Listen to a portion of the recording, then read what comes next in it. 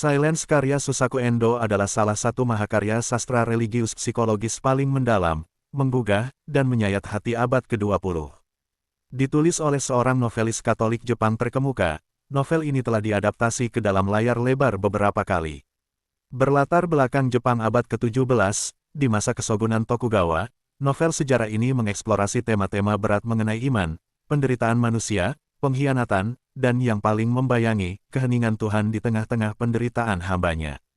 Kisah ini berpusat pada Sebastio Rodrigues, seorang misionaris Jesuit muda asal Portugal yang secara ilegal menyusup ke Jepang bersama rekannya, Francisco Garpe.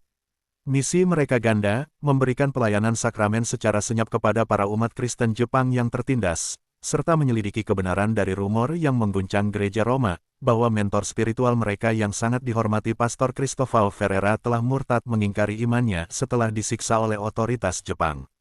Jepang pada masa itu berada di bawah kendali Gubernur Inoue Masashige, seorang interogator jenius yang sadar bahwa mengeksekusi misionaris hanya akan membuat mereka mati martir dan memperkuat iman jemaat.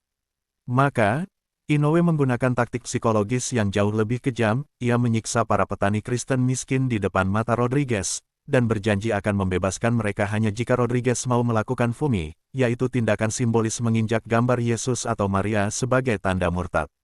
Di tengah jeritan para petani yang digantung terbalik di atas lubang kotoran dan perlahan mati, Rodrigues berdoa dengan putus asa, namun Tuhan tetap bergeming. Ia menghadapi dilema moral yang menghancurkan, tetap setia pada dogma gerejanya dan membiarkan orang lain mati, atau mengorbankan jiwanya sendiri demi menyelamatkan sesama manusia. Jantung dari novel ini adalah pergulatan eksistensial Rodrigues terhadap keheningan Tuhan. Mengapa Tuhan yang Maha Pengasih diam saja melihat anak-anaknya disiksa dengan cara yang sangat keji? Di akhir cerita, Rodrigues sampai pada pemahaman teologis yang revolusioner, Tuhan tidak diam karena abai, melainkan dia ikut menderita dan menangis bersama manusia di dalam keheningan tersebut. Endo secara berani menggugat konsep kemartiran tradisional. Rodrigues awalnya datang ke Jepang dengan ego spiritual yang tinggi, membayangkan dirinya mati secara heroik seperti Yesus. Namun, Inoue menelanjangi ego tersebut.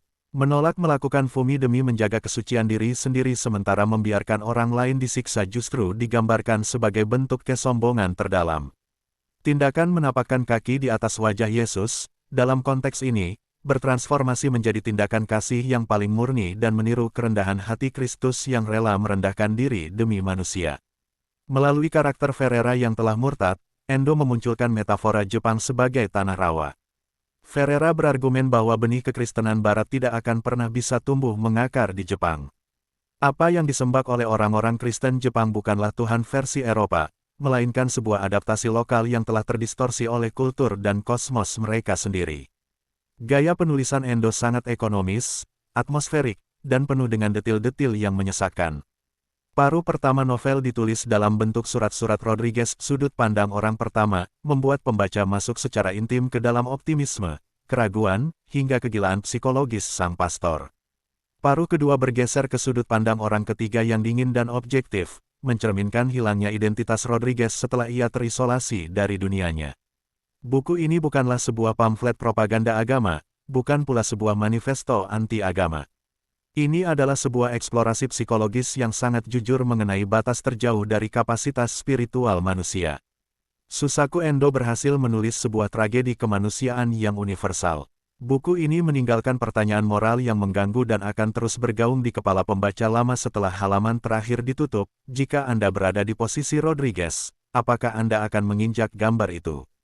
Sebuah bacaan wajib yang sangat emosional, mendalam, dan menantang pemikiran.